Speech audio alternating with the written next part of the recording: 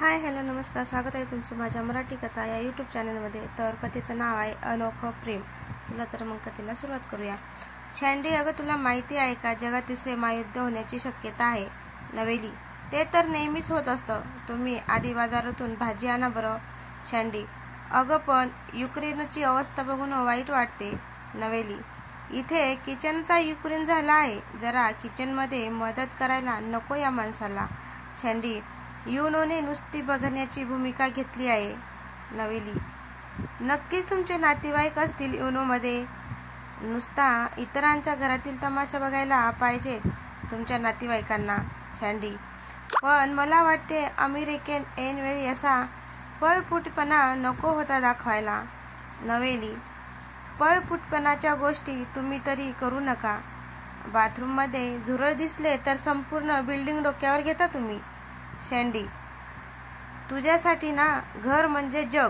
कधीतरी जगात काय चाललेलं आहे हे जाणून घेत जा। भारताने युनोत तटस्थ भूमिका घेतल्यापासून मी अस्वस्थ झालो आहे। नवेली, घरात पोरांची भांडणे चालू असताना तुम्ही तटस्थच असता, तेव्हा बरं तुम्हाला अस्वस्थ वाटत नाही। शँडी, घर कोंबडी झाले आहे तू, खुराड्यात बस। अवघे जग पुतणीला नाव ठेवते आहे, अवघे जग पुतणीला नाव ठेवत आहे, हे तरी तुला माहिती आहे का? नवेली, ते माहिती करून काय करू मी? घरातील सिलेंडर संपला आहे, लाईट बिल भरायचे राहिले आहे, हे मात्र तुम्हाला माहिती नाही। सिलेंडर संपला तर काय पुतणी त्यांच्या घरातील सिलेंडर आणून देणार आहे का? शँडी, तुझ्याशी बोलणेच व्यर्थ आहे। नवेली, मी काय चर्चेसाठी शिष्टमंडळ घेऊन आले होते का तुमच्याकडे? तुम्हीच मगापासून किचनमध्ये रशिया युक्रेनचे पीठ मळत बसला आहात। शँडी, तू आणि तुझ्या माहेरचे लोक एक जात सगळे मठ्ठ अडाणी। नवेली, हो का? आणि तुमच्या घरचे लोक कोण आहेत? नाटोवाले की G7 वाले? चावडीवर बसायची लायकी नाही अशी तर तुमच्या नातेवाईकांची थोबाडे। शँडी, तो तुझा भाऊ बायडेन आहे, तो तुमच्या घरातील नुसत्या बाता आहे का त्यांच्या? ऐन वेळेला मात्र पसार होतो। नवेली, माझा भाऊ बायडेन असेल नाहीतर डोनाल्ड ट्रम्प, कमीत कमी तुमच्या भावासारखा तो इम्रान खान तर नाही।